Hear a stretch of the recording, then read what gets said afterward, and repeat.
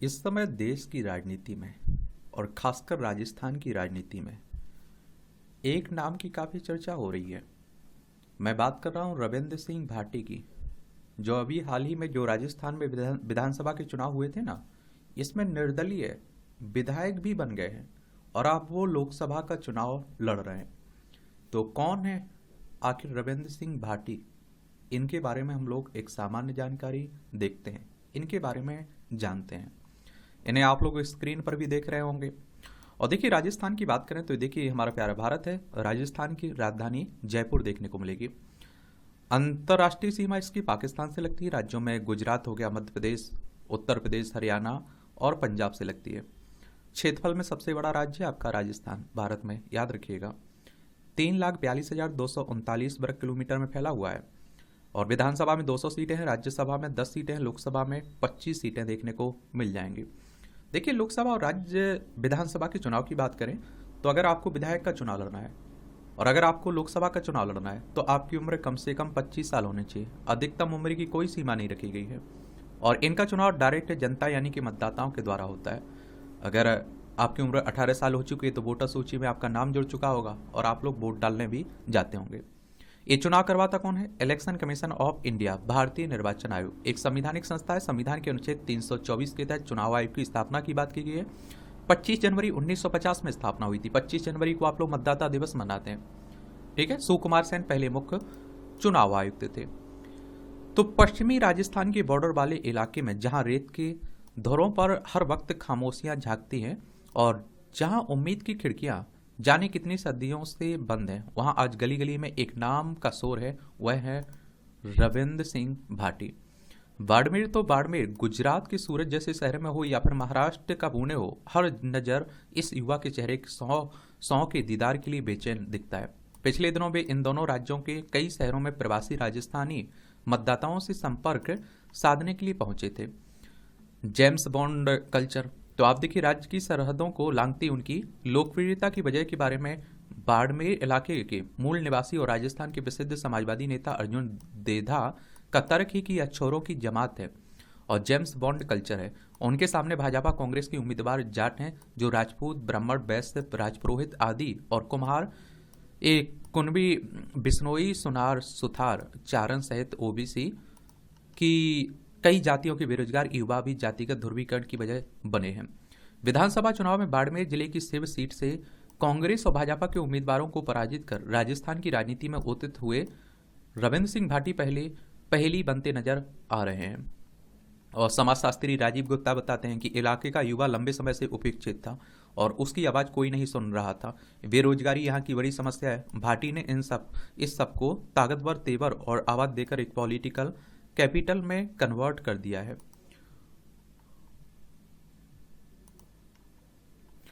हर किसी को भाटी से इश्क है, यानी कि प्यार है। वैसे तो बाड़मेर लोकसभा क्षेत्र में 3 प्रमुख उम्मीदवार हैं। भाजपा की तरफ से आप देखेंगे कैलाश चौधरी हैं जो केंद्र में कृषि और किसान कल्याण राज्य मंत्री हैं। और कांग्रेस अगर हम बात करें तो कांग्रेस के उम्मीदवाराम जो विधानसभा चुनाव में राजस्थान लोकतांत्रिक पार्टी के टिकट पर कांग्रेस के हरीश चौधरी के सामने वैतू से 910 वोट से हार गए थे, तो वो देखने को मिलेंगे। तीसरे स्थान पर आते हैं रविंद्र सिंह भाटी जो निर्दलीय हैं और लोकसभा चुनाव से पहले उम्मीदवाराम आरएलपी से कांग्रेस में आए हैं और लेकिन भाटी जैसा माहौल कोई भी उम्मीदवार अपने पक्ष में नहीं बना पाया है। भाटी ने सोशल मीडिया की धमनियों में जो आग उड़ेली है उससे हर किसी को इश्क हो गया। कांग्रेस उम्मीदवाराम के समर्थकों ने उन्हें ट्विटर पर कई बार ट्रेंड करवाने की कोशिश की लेकिन वे कामयाब नहीं हुए और सियासत के खारेपन को पच नहीं रही है लोकप्रियता। इस लोकसभा क्षेत्र की 8 विधानसभा सीटों में से 5 भाजपा के पास हैं तो 1 कांग्रेस और 2 निर्दलीय हैं। कुछ समय पहले तब भाटी सहित दोनों निर्दलीय भाजपा के खेमे में थे और विधानसभा चुनाव से पहले भाटी को भाजपा में इस शर्त पर शामिल किया गया था कि उन्हें शिव से पार्टी उम्मीदवार बनाएगी, लेकिन टिकट स्वरूप सिंह खारा को दे दिया गया तो भाटी ने नामांकन भर दिया। वे पार्टी के साथ नहीं रहे और जबरदस्त चुनाव लड़कर उन्होंने जीत हासिल की है। जीतने के बाद भाटी सियासी रूप से खामोश रहे लेकिन उनकी खामोशी के रंग को भाजपा नेताओं ने नहीं समझा। अलबत्ता उनसे मुख्यमंत्री भजनलाल शर्मा ने एक लंबी मुलाकात भी की और इसके बाद भाटी को उम्मीद थी कि या तो उन्हें बाड़मेर से भाजपा टिकट देगी या इलाके में उन्हें ऐसा रिस्पांस देगी जिससे क्षेत्र में उनका कद और सम्मान बढ़े, लेकिन ऐसा नहीं हुआ। भाटी नामांकन से पहले जनता के बीच पहुंचे और समर्थकों को आवाज दी तो ऐसी तस्वीर बनी कि उसने उन्हें एक सियासी सितारे में बदल दिया। पुराने नेताओं के प्रति बेरुखी। तो उदयपुर के सुखाड़िया विश्वविद्यालय में राजनीति विज्ञान के प्रोफेसर रहे और अब राजस्थान की चुनावी राजनीति को देख रहे प्रोफेसर अरुण चतुर्वेदी बताते हैं कि भाटी का एक नए सितारे के रूप में उभरने के पीछे कास्ट बेस लोगों में नए चेहरे के प्रति सम्मोहन और पुरानी लीडरशिप के प्रति बेरुखी भी एक बड़ा कारण है। और युवा है एक तो सबसे बड़ी बात है। और आप देखते हैं कि चतुर्वेदी बताते हैं कि सचिन पायलट, राजकुमार रौत और हनुमान बेनीवाल आदि के प्रति लोगों के रुझान की एक बड़ी वजह यही है, लोग अब पुराने नेताओं से ऊब चुके हैं और वे राजनीति में कुछ नया देखने के लिए प्रति ललायत भी हैं। और विधानसभा चुनाव हुए तो भाजपा के विद्रोही निर्दलीयों के रूप में भाटी ने जीत दर्ज की थी। निर्दलीय कांग्रेस के बागी फतेह सिंह खान को 3,950 वोट से हराया था। भाजपा के स्वरूप सिंह खारा 22,820 वोट से, तो कांग्रेस उम्मीदवार अमीन खान को 24,231 वोट से पिछड़ गए थे और इन्होंने बाजी मार ली थी। भाजपा और कांग्रेस के 3 पुराने दिग्गज को हराने से भाटी की लोकप्रियता और बढ़ गई। ये छात्र संघ की राजनीति से मुख्यधारा में आए थे। तो आप देखेंगे कि भाटी पहली बार 2019 में उस समय पॉपुलर हुए जब वे जय नारायण व्यास विश्वविद्यालय जोधपुर में विद्रोही उम्मीदवार के रूप में खड़े हुए और भारी वोटों से जीत हासिल की थी इन्होंने। और भाटी उस समय राष्ट्रीय स्वयंसेवक संघ की विद्यार्थी संगठन अखिल भारतीय विद्यार्थी परिषद से जुड़े थे। उनकी टिकट के लिए दावेदारी थी, लेकिन एबीपी ने उन्हें टिकट नहीं दिया और भाटी ने विद्रोह कर दिया और वे निर्दलीय उम्मीदवार के रूप में उतरे। और जय नारायण व्यास विश्वविद्यालय में इससे पहले कोई भी निर्दलीय जीत नहीं सका था, लेकिन भाटी ने निर्दलीय जीत दर्ज की और वो भी 1300 वोटों से। कोई नहीं सोच सकता था कि भारी धनबल, भुजबल और जाति बल वाले छात्र नेताओं की रवायत को सरकारी स्कूलों के एक पीटीआई का 21 साल का बेटा जो बाड़मेर के गडरा रोड से आप देखते हैं कि बेहद पिछड़े इलाके के सुदूर गांव दूधोरा से आकर राजस्थान में एमए कर रहा है और इस तरह चुनौती देगा। गहलोत सरकार से भिड़ गए थे। राज्य की गहलोत सरकार के एक निर्णय से इस छात्र नेता की छवि को राज्य स्तरीय बना दिया। गहलोत सरकार के समय एक ऑडिटोरियम बनाने के लिए विश्वविद्यालय की 37 बीघा भूमि अधिग्रहण की जानी थी, तो भाटी ने इसका जबरदस्त विरोध भी किया था। उनका तर्क था कि 1200 करोड़ रुपए की मूल्य की यह भूमि विश्वविद्यालय की है, इसे जेडीए कैसे ले सकता है। और सरकार नहीं मानी तो उन्होंने विधानसभा पर विशालकाय प्रदर्शन किया। मुख्यमंत्री के गृह क्षेत्र में सरकार के लिए एक बड़ी सरदर्दी पैदा कर दी। इस आंदोलन ने भाटी को राज्य स्तरीय पहचान दे दी, यानी कि एक जाने माने चेहरा बन गए और मुख्यमंत्री के खिलाफ लड़ना चाहते थे भाटी। विधानसभा चुनाव आए तो भाटी 2 सीटों में से किसी एक पर भाजपा के उम्मीदवार के रूप में लड़ना चाहते थे। एक सीट थी सरदारपुरा, जहां से पिछली सरकार के मुख्यमंत्री अशोक गहलोत लड़ रहे थे। दूसरी थी सिप, जहां से भाजपा के कई दावेदार थे। और आप देखेंगे कि भाटी ने ना तो सरदारपुरा से टिकट दिया गया भाटी को, ना ही सिप से। भाजपा के एक नेता बताते हैं कि सरदारपुरा से उन्हें टिकट दिया जा रहा था, लेकिन इसका विरोध इस कारण हुआ कि इससे इस लड़के की छवि पूरे देश में बन जाएगी या जोधपुर में कुछ नेताओं के लिए एक नया सिरदर्द हो जाएगा। और एक डर से ये भी था कि मोदी नया विकल्प मिलते ही किसी का भी टिकट काट देते हैं, तो रविंद्र के बाद तो स्थिति बदल ही जाएगी। तो बीजेपी के नेताओं को ही खतरा था इससे। भाटी बताते हैं कि उनके मन में सरदारपुरा से चुनाव लड़ने की बहुत इच्छा थी, लेकिन भारतीय जनता पार्टी ने टिकट नहीं दिया। भाजपा के कुछ नेता भाटी को एक दायरे में ही रखने के लिए पक्ष में थे, लेकिन उनकी इस जुगत ने भाटी को उस बॉल की तरह उछाल दिया जो दबाने पर प्रतिक्रिया में अधिक उछलती है। और भाटी विधायक बन गए तो उन्होंने बिना शर्त अपना समर्थन भाजपा को दे दिया। हेडपंप का मुद्दा भी बन गया था बड़ा सवाल, लेकिन जैसे ही लोकसभा चुनाव आए तो उससे पहले बाड़मेर जिले के प्यासी सियासत में हेडपंप लगाने का एक मुद्दा उठा। भाजपा के एक राज्य स्तरीय नेता बताते हैं कि सत्ता और संगठन के स्तर पर इस नाजुक मुद्दे को बहुत संजीदगी से डील नहीं किया गया। और आप देखेंगे कि वे बताते हैं कि हेडपंप के इस मुद्दे का हत्था उछलकर सीधे सत्तारूढ़ भाजपा के माथे में लगा, जो दर्द दे रहा है। और इसी साल 12 मार्च को राज्य सिंचाई महकमे ने बाड़मेर जिले में हेडपंप मंजूर किए जाने का एक परिपत्र जारी किया। इसमें भाटी के सिर्फ विधानसभा क्षेत्र में 22 हेडपंप मंजूर किए गए, लेकिन भाटी की अनुशंसा सिर्फ 2 के लिए ही दर्शाई गई, बाकी सभी के लिए स्वरूप सिंह खारा का नाम था। और संदेश साफ था कि प्याज से सिप के लिए विधायक भाटी तो महज 2 हेडपंप लगवा रहे हैं। और उनके सामने हारे हुए उम्मीदवार की अनुशंसा पर 20 हेड पंप लगवाए जा रहे हैं। यह भी संकेत गया कि भाटी कमजोर और खारा ताकतवर नेता है। जानबूझकर कहते हैं कि उन्हें कमजोर दर्शाने की कोशिश की गई। सियासी सफर की शुरुआत में हुआ यह फैसला नवनिर्वाचित विधायक भाटी के लिए एक अजीब सा दर्द लेकर आया और इससे उन्हें अपने सियासी सपनों का सितार खंडित होते दिखा। लेकिन आप देखेंगे कि उनकी आंखें बुझी नहीं, उन्होंने इसे एक चुनौती के रूप में लिया।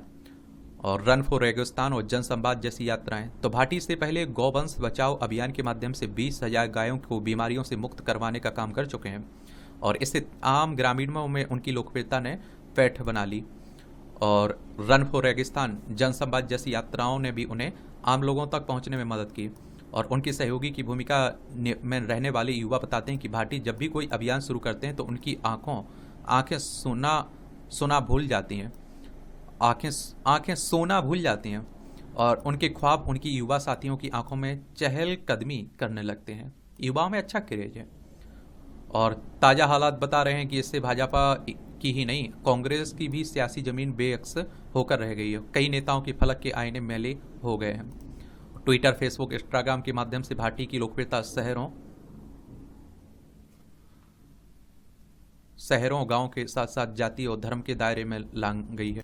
बाड़मेर के स्तूर गांव में लड़के लड़कियां आधी रात को भाटी के लिए रील बनाकर पोस्ट करते हैं और बड़ा क्रेज आप देखेंगे यूट्यूब, फेसबुक, इन सब पर, ट्विटर पर आप देखिए, इंस्टाग्राम पर छाए रहते हैं। जाट बनाम अन्य की राजनीति का मिथक। तो इसकी एक वजह यह भी कि इस इलाके में पिछले 35 साल से जाट सांसदों का वर्चस्व रहा है। राजपूत हाशिए पर होते चले गए। दरअसल पहले बाड़मेर राजपूत वर्चस्व वाला इलाका था, लेकिन साल 2009 के पुनर्सीमांकन के समय यहाँ से पोखरण और शेरगढ़ जैसे राजपूत बहुल इलाकों को जोधपुर में मिला दिया गया था। और जाहिर सी बात है कि अब 26 अप्रैल को बाड़मेर जैसलमेर लोकसभा क्षेत्र में होने वाले चुनाव से ने सभी को अपनी प्रतिष्ठा का एहसास करवा दिया है। यहाँ रिफाइनरी का काम हुआ है और उसमें अधिकतर भागीदारी जाट पृष्ठभूमि वाले लोगों की रही है और इसका कोई सटीक अध्ययन नहीं हुआ, लेकिन चर्चाओं के आधार पर इस इलाके में जाट बनाम अन्य का ध्रुवीकरण जोर पकड़ रहा है और भाटी के आते ही उसे एक आवाज़ मिल गई है। भाटी के आसपास इतने युवा उमड़ आए हैं कि कांग्रेस से अधिक भाजपा भयभीत है, क्योंकि राजपूत मतदाता परंपरागत रूप से भाजपा का मतदाता रहा है। राजनीति विज्ञान के प्रोफेसर संजय लोढ़ा मानते हैं कि युवाओं को अच्छे विकल्प की तलाश है। जहां भी यह संभव है लोग उस तरफ उमड़ रहे हैं। प्रदेश में थर्ड स्पेस की गुंजाइश है। भाटी के प्रति आकर्षण की वजह भी यही है। और आप देखें, भाटी को लेकर उनके आलोचकों का मानना है कि वे बहुत ही महत्वाकांक्षी हैं, उनका कोई वैचारिक आधार नहीं है। जैसे पहले विधानसभा चुनाव में अचानक भाजपा में शामिल हो गए, लेकिन टिकट नहीं मिला तो उन्होंने निर्दलीय ताल ठोक दिया। इसी तरह पहले छात्र राजनीति में एबीपी से टिकट नहीं मिला तो वो निर्दलीय खड़े हो गए। भाटी स्वयं राजपूत जाति से आते हैं, जबकि उनके सामने दोनों प्रमुख उम्मीदवार जाट हैं और पिछले दिनों विधानसभा चुनाव में उनका भाजपा के साथ जाना उनके मुस्लिम मतदाताओं को चौंकाता है एक तरह से। और इसी तरह उनके आलोचक यह भी मानते हैं कि विधानसभा के चुनाव और लोकसभा चुनाव के बीच बहुत अंतर होता है। सिर्फ बहुत छोटा इलाका था, जबकि बाड़मेर बहुत बड़ा इलाका है। और उनके विरोधी प्रचार कर रहे हैं कि अगर वे जीत भी गए तो निर्दलीय रूप में क्या करवा लेंगे, ये भी कह रहे हैं। राष्ट्रीय राजनीति में बाड़मेर की सियासत किस तरह की रही है ये भी देख लीजिए। बाड़मेर भले कितना ही रेगिस्तानी और रेतीला इलाका रहा हो, लेकिन यह राज्य और देश की राजनीति को हिलाता रहा है, चर्चा में बना रहा है। और 1967 और 1971 के चुनाव में यहाँ से कांग्रेस के टिकट पर जीते अमृत नाहटा ने 1975 में चर्चित फिल्म किस्सा कुर्सी का बनाई थी, जो हंगामा हो गया था। आपातकाल के दौर में सेंसर बोर्ड से लाकर इस फिल्म के प्रिंट तक जला दिए गए थे। और साल 1971 के चुनाव में नाहटा ने राजस्थान की बहुत बड़ी शख्सियत भैरों सिंह शेखावत को 55,573 वोट से बाड़मेर सीट पर हराया था। नाहटा वैश्य थे और शेखावत राजपूत थे। जाति वर्चस्व के बावजूद शेखावत की वह हार बहुत चर्चा में भी रही थी। और आगे देखिए क्या रहता है।